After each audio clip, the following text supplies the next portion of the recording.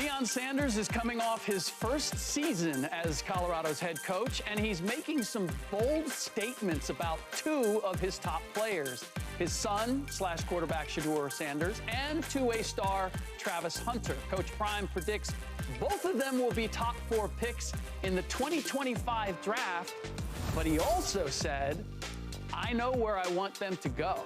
So there's certain cities that it ain't gonna happen. It's going to be an Eli situation. And remember, Eli Manning refused to play for the Chargers and was traded to the Giants, who selected him with the #1 overall pick in 2004. So, Mr. Jones, what's your reaction to Deion Sanders' comments on Shedeur Sanders and Travis Hunter? My brother Prime, man, I love my dude. Listen, if we were just talking about Shedeur, I can understand where he's coming from, right? We all know for a very, very long time, the Bears organization does not do good with quarterbacks, right? Whether they draft him and think he's good, just coaches is getting fired, coaches, just no stability, right? A bad place to go if you are a quarterback. So I can understand if he's talking about Shedeur like quarterback spot. I want him to be able to go to a situation to where I think he can have the most success, right? Yeah. We've seen quarterbacks do that before. Like he said, Eli Manning. We've seen Elway. We've seen quarterbacks say, I'm not going there. But these other dudes, you are a receiver, corner, safety. Why does it matter where you go? Guard and tackle the man. Come downhill and tackle. Like, it doesn't matter where you go. Are you trying to put him and say, oh, this is the best defense in the league, I want him playing here? Well, if they're the best defense in the league, they probably ain't going to be needing your son or Travis. So for me, I understand the quarterback situation, but when you are a position player, especially a corner, because that's where we believe that Travis Hunter is going to play corner in the league, and Shiloh playing safety, why does it matter where you land? You should just be wanting to get drafted at the highest place possible to get the most money that you possibly can, not where you're going at that position. Quarterback's a little different. Yeah, Prime. This is a tough one for you guys. I can tell. It is, just because the quarterback, I get that part. Eli Manning did it, a lot of other guys did it. But for the skill guys, it's like, hey, we happy to be here, right? But I'll say this is Prime, though, right? He went through this. He told teams, listen, man, there's no reason for me to meet with y'all because I'm not going to go past the 3rd or 2nd pick. Right? Remember, and he got drafted, he's talking about that. So all I'm saying is that, like, when he has these remarks and he believes this. And if he believes that, I'm okay with it. Because that's who he is, right? He told one of the teams that argued the lines, he said, listen, man, I'm going to ask for so much money you have to put me on layaway. You do not want to draft me.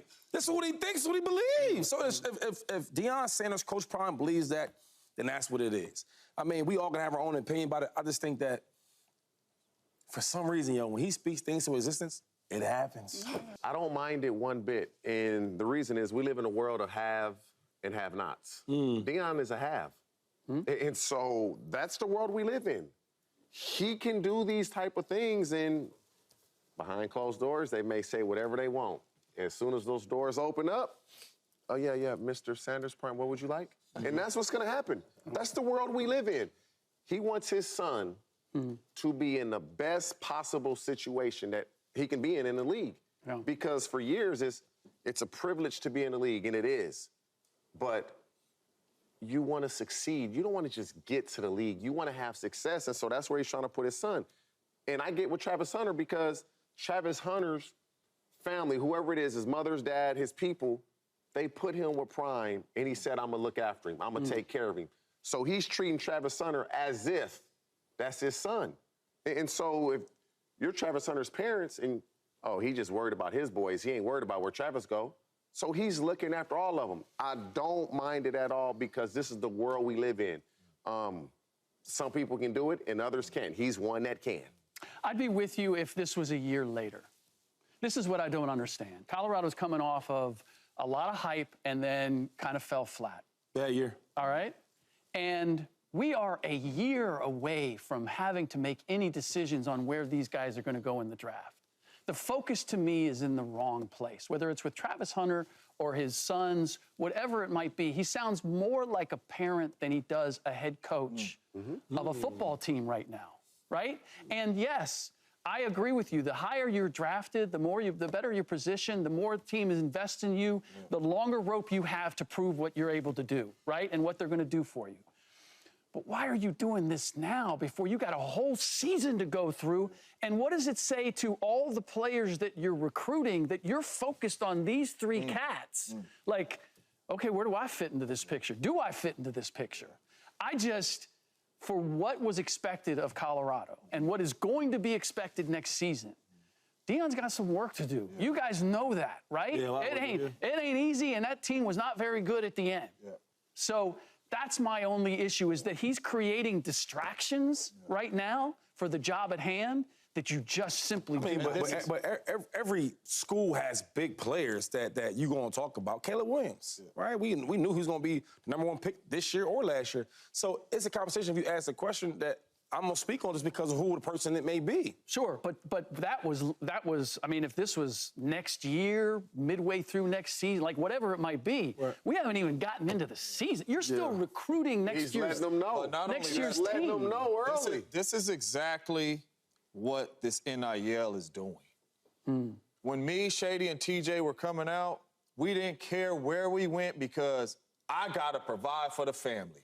I'm trying to buy my mama a house. Well, you know what? Travis Hunter just bought his mama a house in college. You know what I'm saying? So everything we was trying to get to the league for, to accomplish our dreams as hard as we worked, like you could call me first day, second day, third, it don't matter. I'm trying to take care of my family. I don't care what team call me. I'm going to play for them, and I'm going to be the reason why that team wins. Well, nowadays it's I can stay in college, or I can kind of pick where I don't need your money. So I don't care about going one. I could go 5 to this team. That's this team. I'm already good financially. Back then, we trying to provide for our people. They already providing for their people. And this man is a junior in college and bought his mama crib off NIL money. Love that, though. You know what I mean? So that is changing a lot in really how these kids is thinking, and parents and coaches is thinking, because Prime's both of them. And this is why you have to take what he's saying to heart. Draft one of these boys in the first round, and they don't like who drafts them. I'm not going to sign. I'll enter the draft next year. You know why? Because at NAL, I have enough money now. And so now you've wasted a first-round pick. How that going to go over with your fan base? And so when he says this, draft them if you want to, and then they just, you know what? I have enough money. I'll sit out this year, and I'll enter the draft next year. That's a wasted first-round pick. I wonder, though, if that would have and then impact teams to just go, I'm not going to mess with it. I'm not going to draft him. I'm not going to roll the dice on that. It's all about how he plays. Let me ask you one question real quick for a leader. Caleb Williams could do that, right? Yeah. Do you think them boys can do it like that, though? I'm just asking, because I'm trying to just gauge it. That's what I'm saying. For me, it's all about how he looks on that field this year. Right. And you know what? Everything's supposed to be better. O-line and all that. If you're going out there and you winning the Heisman or you look like Caleb, then yes, you're going to be able to do that. If they look like this year, all this stuff he's talking right now, that stuff going to be off the table, even if you are Prime. And when's that going to happen? Next season. Right. Subscribe here to get the latest from Speak, and go watch a few segments from our other shows on FS1.